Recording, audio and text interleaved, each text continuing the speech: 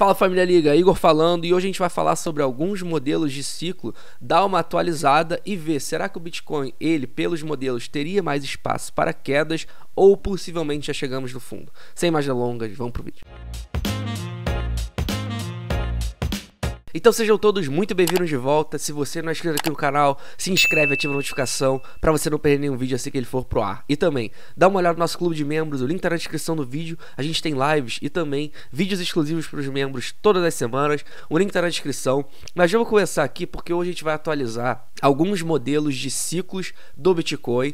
Eu explico cada um dos 9 modelos que eu utilizo para analisar aí os ciclos no nosso curso, o programa, o plano B. Caso você tenha interesse, dá uma olhada, o link também está na descrição do vídeo. Mas então hoje nós vamos analisar aqui alguns modelos justamente para tentar identificar, depois de uma semana conturbada que a gente teve no Bitcoin alcançando preços que a gente não via há muito tempo.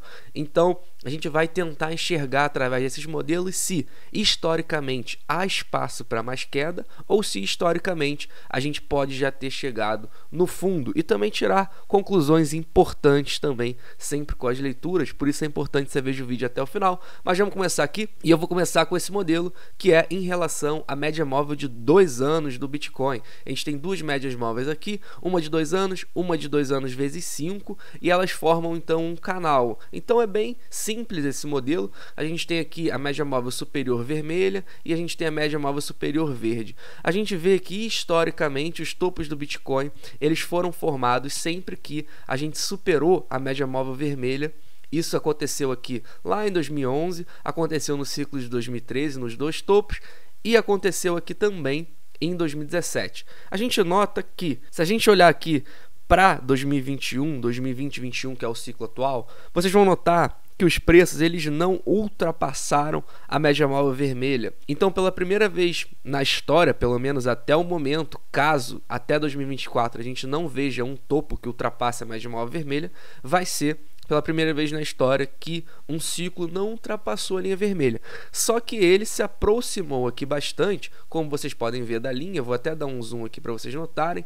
Ele aproximou aqui bastante da linha vermelha no primeiro topo que a gente fez no ano passado, em 65 mil dólares, só que não chegou aqui a ultrapassar. Só que o que a gente quer ver aqui é o fundo e não o topo. Então vocês notam que os fundos eles foram também muito bem aqui identificados em relação ao Bitcoin, porque a gente nota que sempre que o preço ele passa para baixo aqui dessa média móvel verde, historicamente são os melhores pontos de compra para o Bitcoin. A gente teve aqui uma vez isso acontecendo em 2011, duas vezes isso aqui acontecendo entre o topo de 2013 e 2017, a gente teve aqui de novo em 2019 e agora, recentemente, vocês vão notar que a gente também ultrapassou aqui a linha verde, como vocês podem ver. A gente, então, pela primeira vez aí, desde 2019, a gente rompe para baixo essa média móvel de 2 anos, a gente rompe para baixo essa média móvel verde e, historicamente, a gente vê que isso sempre foi um bom ponto de acumulação. Não necessariamente isso significa que a gente pode já ter visto um fundo. Como vocês notam aqui, por exemplo, em 2019, o Bitcoin rompe bem essa linha verde. Ele geralmente vem um pouco mais para baixo do que a gente está agora, mas o interessante desse modelo não é exatamente tentar identificar se é o fundo, se não é o fundo. O interessante desse modelo é que você note que, independente se é o fundo ou não, a gente já está para o longo prazo em uma excelente zona de acumulação. Isso é o principal aprendizado que você pode tirar desse modelo, porque ele mostra aqui que é muito claro, o Bitcoin ele pode variar aqui embaixo da média móvel verde, mas historicamente pessoas que compraram aqui sempre nessas zonas que vocês notam que está até aqui preenchido em verde, sempre que você acumulou nessa zona, foram os melhores pontos de compra, e é exatamente essa zona que a gente está agora. Então, por esse modelo a gente identifica que até pode ir um pouco mais baixo, mas independente disso, enquanto o Bitcoin estiver abaixo dessa média móvel verde, e não é rápido, o Bitcoin não é aquele rompe rápido uma semana e na outra sobe, não. Se a gente já dar um zoom aqui também em 2019 e até mesmo aqui na queda do Corona Dump, vocês vão notar que o Bitcoin ele dá aqui alguns meses para a gente acumular abaixo dessa linha verde. Historicamente sempre foi assim e são as melhores zonas de compra. Aqui no Corona Dump também foi um tempo mais curto, essa recuperação foi mais rápida, mas mesmo assim a gente ficou aqui de março até final de abril, então 2 meses para você acumular abaixo da média móvel verde. Então o Bitcoin, historicamente, poucas vezes na história deu essa oportunidade, ele está dando de novo e historicamente sempre foram os melhores pontos de acumulação. Agora a gente vai entrar aqui em relação a alguns modelos, justamente para a gente tentar ver se essa queda ela pode ser mais acentuada ou se historicamente a gente já está ali numa zona tão sobrevendida como foram nos últimos bear market. A gente começa aqui em relação ao MVR vezes Score, que dá justamente essa relação market cap, realized cap, ele dá em relação a esse desvio padrão entre essas duas razões, ou seja, o market cap se a gente pegar todos os bitcoins existentes vezes o preço que ele está atualmente, a gente chega no valor de mercado, que é o market cap. O realized cap é em relação ao preço realizável, o último preço realizável de cada bitcoin. Então, se eu comprei um bitcoin a $10.000, no realized cap ele vai contar como $10.000 e não como preço atual. Então, você começa a ter essa diferença, porque o realized cap ele tende a aumentar conforme pessoas que compraram há muito tempo começam a realizar no presente. Então um Bitcoin eu comprei a 10 mil, se eu vendi recentemente a 30 mil, por exemplo, esse Bitcoin, o realized cap ele vai subir, porque ele estava contando como 10 e agora está contando como 30. Então o importante é você entender essa dinâmica, mas o modelo ele é muito mais simples do que isso. O modelo ele chega aqui no Z-Score, que é justamente essa linha aqui vermelha que vai transitando aqui em cima do preço do Bitcoin, que está atrás aqui de azul. Então o importante notar aqui é que os topos eles sempre foram aqui vistos dentro dessa caixa vermelha e os fundos eles sempre foram vistos aqui dentro dessa caixa verde. Você nota aqui muito claramente que o primeiro fundo que a gente fez aqui em 2012 ele veio aqui nessa caixa verde, os Score. O bear market aqui de 2015, 2016 ele veio aqui também na caixa verde, os Score, e também o fundo aqui de 2019 ele veio na caixa verde, os Score. A gente vê muito claramente que atualmente a gente ainda não chegou na caixa verde. Se eu der um zoom aqui para vocês, vocês vão notar que em relação a essa razão, ela ainda teria mais espaço para cair. Então a gente ainda teria um pouco mais, a gente poderia ver um pouco mais de queda em relação então aos preços, para essa razão ela ficar mais acentuada aí de baixa e a gente vir aqui nessa caixa verde, aonde historicamente se deram os fundos. Então vocês notam que por esse modelo a gente teria mais espaço para cair. Só que vocês estão notando uma coisa que começa a dar confluência entre os modelos de ciclo, que é o seguinte: os topos eles não foram feitos com a mesma amplitude que foram feitos no passado, com o mesmo retorno de investimento. É óbvio que é normal que com o passar dos ciclos a gente tenha um retorno sobre investimento menor. A gente sempre vai ter um retorno menor. O Bitcoin ele não vai multiplicar como ele multiplicava antes. A cada ciclo ele multiplica menos. Isso é normal em relação o ativo ele está amadurecendo. Só que mesmo esses modelos eles já contam com o chamado diminishing returns, que é justamente isso, um retorno sobre investimento menor. A maioria dos modelos eles já contam com isso, porque eles são geralmente feitos em projeção logarítmica. Não é nem o caso desses dois, só que esses são acompanhados por médias móveis, por exemplo esse aqui, e vocês notam que o preço não superou aqui a média móvel vermelha. Então isso leva a crer que não necessariamente, se a gente não teve uma amplitude tão grande para cima, isso é normal, a gente pode não ter uma amplitude tão grande para baixo também. A gente pode não ter uma desvalorização do Bitcoin tão expressiva como foi nos últimos ciclos. A gente chegou a desvalorizar o Bitcoin em 85% nas últimas vezes. Atualmente o Bitcoin chegou ali a 60%. Se o Bitcoin desvalorizasse aí 70%, seria um Bitcoin a $21 mil, e isso ainda teria margem se a gente analisar só para isso, só a relação de percentual que o Bitcoin desvalorizou, 70% ainda falta para 85%. Então o Bitcoin desvalorizado 70% daria ali $21 mil. Isso ainda assim seria menor do que os ciclos anteriores. Mas caso, aí é uma opinião minha, só acontecendo para ver, o Bitcoin desvalorizasse até $21 mil, possivelmente a gente veria que os modelos também começarem a entrar aqui na zona histórica de fundo. Então não se prenda muito a percentual, mas a gente começa a observar que os modelos eles ainda têm espaço mais para queda, só que não necessariamente o fundo ele vai vir na mesma razão que ele veio no passado, até principalmente porque você nota que o MVR vezes Score, ele também nota que o topo aqui ele chega a entrar na caixa vermelha aqui, o topo de $65 mil, ele chega a entrar aqui na caixa vermelha. Só que não foi de forma tão profunda quanto ele entrou no passado. Então a gente pode estar vendo um achatamento em relação à amplitude, tanto para cima como para baixo. Se o bull market não foi tão expressivo, porque o bear market ele vai ser? Não necessariamente, é óbvio que pode ser, mas por isso é importante que você enxergue. A verdade é que ninguém sabe exatamente qual é o fundo, ninguém vai acertar o fundo exatamente. Sempre o Bitcoin vai poder cair mais, assim também como no bull market ele sempre vai poder subir mais. A euforia, ninguém sabe até quanto vai a euforia e ninguém sabe até quanto vai o pessimismo. A gente pode ter sempre subir mais e pode sempre cair mais. Por isso que é importante que você tenha uma estratégia bem definida. A gente viu aqui que é uma boa zona de acumulação. Então, independente se o Bitcoin cai mais ou não, você tem que ter uma estratégia que te defenda disso.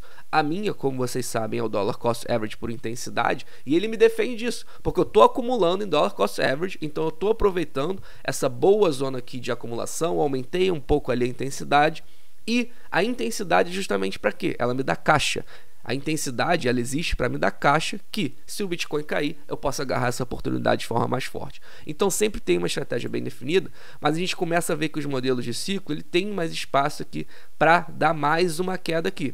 E até mesmo dar um pouco de confluência com o mapeamento de fundo histórico que a gente tem visto nos gráficos que eu tenho mostrado para vocês em relação ao média móvel de 200 semanas, em relação ao Fair Value, em relação ao cruzamento da média móvel de 100 semanas com o Bull Market Support Bands que eu utilizo nos gráficos. A gente vem mapeando isso nos últimos vídeos e a gente vê que por esses indicadores gráficos também teria mais espaço para uma queda. Agora, essa queda vai acontecer ou não? Porque se a gente não teve um bull market tão expressivo, será que a retração ela vai ser igualmente expressiva como no passado? Só o tempo irá dizer, mas não importa. Se você tem uma estratégia bem definida, isso não importa, porque você não deixa que o achismo, o que você acha, afete na sua tomada de decisão. Quem afeta na sua tomada de decisão é a estratégia, e por isso é tão importante você ter uma. Mais uma vez, a minha eu explico a fundo no curso e te defende justamente do seu achismo, das suas emoções. Mas vamos entrar aqui em relação ao último modelo de ciclo que eu vou mostrar hoje, que é justamente o Road Ratio. Ele dá razão em relação às pessoas que estão segurando o Bitcoin há uma semana e as pessoas que estão segurando o Bitcoin há 1 ano e 2 anos. Então, sempre que a gente tem mais pessoas realizando aí em 1 ano a 2 anos, essa variável aqui da razão ela começa a subir, porque as pessoas começam a dar Bitcoin. Se alguém vende, alguém compra. Essa pessoa que comprou, ela começa a ter aqui hold de 1 semana e o Bitcoin sai aqui dessa razão para vir para essa. Então o que interessa aqui é que mais uma vez nós chegamos numa razão que está aqui em vermelho e mais uma vez vocês notam que os topos eles foram feitos aqui sempre que essa razão ela entra aqui na caixa vermelha. Isso aconteceu aqui em 2013, aconteceu aqui em 2017, mais uma vez a gente não viu isso acontecer aqui em 2021, então é mais um indicador que não chega aqui na caixa vermelha e mais uma vez também é um indicador que não chegou ainda na caixa verde. Vocês notam que os fundos aqui, tanto aqui o de 2019 e também aqui o de 2015, essa razão ela sempre entrou aqui na caixa verde. Ainda não vimos essa razão se aproximar tanto aqui da caixa verde, mostrando então mais um modelo que a gente teria espaço para uma possível queda ainda maior. Só que, mais uma vez, fica o questionamento, fica todas as ponderações que eu acabei de fazer. Mas é mais um modelo, então, que mostra isso. E pausa rápida, se você tem interesse em negociar criptoativa aqui no canal, a gente indica Crypto.com. Tem link na descrição com desconto nas corretagens. E também para o mercado futuro, a gente indica Bybit e a PrimeXBT. Link na descrição também com muitos bônus para vocês. Eu vou fechar o vídeo de hoje mostrando em relação ao P-Cycle Top. O P-Cycle Top ele é um modelo que ele tem objetivo de identificar topos, como o próprio nome já diz, e não fundos. Então fica como um bônus para esse vídeo, porque a minha ponderação em relação a isso é o seguinte: o P-Cycle Top ele foi um modelo desenvolvido antes do ciclo de 2021, mas depois aqui do ciclo de 2017. Então esses 3 topos aqui do Bitcoin, o P-Cycle Top foi desenvolvido depois deles, mas a gente vê que é um modelo que teoricamente cravaria aqui os 3 topos, os dois de 2013 e também aqui de 2017. Como vocês notam, sempre que a média móvel amarela ela cruza aqui para cima a média móvel verde, a gente tem até 3 dias depois o topo do Bitcoin. Então foi um modelo que cravaria aqui 2013 e cravaria aqui 2017. Ele foi botado a teste de fogo em 2021 para ver se realmente ele seria válido e não só um histórico do passado,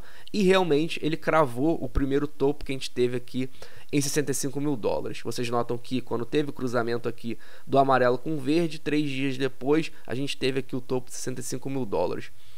Isso não aconteceu no topo de 69 mil dólares. Então, até mesmo pelo P-Cycle Top, que cravou os últimos 4 topos, cravou o topo de 2021, a gente não teve um topo aqui em 69 mil dólares. E eu venho falando isso para vocês que, por diversos indicadores, esse topo de 69 mil dólares, ele não foi um topo. Obviamente, pelo preço ele foi um topo, mas por diversos indicadores aqui, ele não foi o topo, e o P-Cycle Top é mais um desses indicadores que não apontaram um topo aqui em 69. E por que isso é importante? Isso é importante, e aí entra em relação a você que gosta de calcular os ciclos de Bitcoin em relação ao tempo. Os fundos macros do Bitcoin, eles vieram um ano após o topo. Os dois topos, o topo de 2013 e o topo de 2017, vieram mais ou menos ali um ano depois dos topos. A gente está em maio, nós estamos teoricamente 6, 7 meses só depois do último topo que a gente fez, que foi aqui em 69 mil dólares em novembro do ano passado. Então, se a gente levar o aspecto tempo, que demora mais ou menos um ano, a gente veria só um possível fundo macro, caso 69, como foi o nosso último topo, a gente veria um fundo macro somente em novembro desse ano, dezembro, janeiro do ano que vem, um ano depois do último topo que a gente teve. Só que, por diversos indicadores, e o P-Cycle Top é mais um, o meu objetivo do vídeo é esse, a gente vê que o topo, na verdade, ele foi 65 mil dólares. Esse foi o topo do Bitcoin. Muitos indicadores mostram isso e não identificam 69 como um topo. Então, o mês que a gente está, que é maio, ele é justamente um ano depois do topo do mercado em 65. Então, pelo aspecto tempo, a gente pode realmente ver um fundo agora mediante dessas ponderações que eu acabei de fazer, que o real topo do mercado seja em 65 e não 69, seja em maio do ano passado e não novembro do ano passado. Só o tempo vai dizer mais uma vez se essa teoria vai se comprovar, mas caso ela seja verdade, a gente então teria um fundo um ano depois, mais ou menos, de maio de 2021, que daria mais ou menos aonde a gente está agora. Poderia ser maio, junho, julho desse ano, até um ano e 3 meses. Do primeiro fundo de 2014 foi um ano e 3 meses, se não me engano, do topo de 2013. Então até um ano e 4 meses ali, a gente poderia ver um fundo que dá justamente agora de maio até ali julho. Então vamos ficar de olho, mas é mais um indicador que também traz aí, mostra que realmente não conseguiu identificar aqui esse topo em 69. Então vamos ficar atentos. Verdade seja dito, o objetivo desse vídeo é justamente mostrar que sim, a gente tem mais espaço para queda, mas devido a várias ponderações não necessariamente ela precisa acontecer, principalmente porque a gente não teve aqui uma amplitude tão grande para cima, porque a gente teria para baixo. Pode acontecer? Pode, mas também o mais importante, a maior lição, ensinamento na verdade, que eu utilizo para mim é que, independente se vai mais fundo ou não, já é uma boa zona de acumulação para o longo prazo. Quem comprou aqui, por exemplo, esse fundo do bear market? Vamos pegar o fundo de 2019. Quem comprou aqui nessa região? Essa zona aqui, o Bitcoin ele variou de 3 mil dólares para 6 mil dólares. Variou 50%. 3 para 6. Mas vamos ser franco, você que fez dollar cost average aqui durante todo esse tempo, faz muita diferença se você comprou a 3, a 4, a 5? O Bitcoin chegou a 69. Fez muita diferença se você comprou 3, 4, 5? Se a história se repetir, a gente vai ter esse mesmo papo daqui a 4 anos falando: o Bitcoin tá, sei lá, X mil dólares, 100 mil dólares, 200 mil dólares. Fez muita diferença se você comprou a 28, 24, 26, 27, 21? Fez muita diferença? Vai fazer muita diferença quando o Bitcoin tiver 200 mil dólares?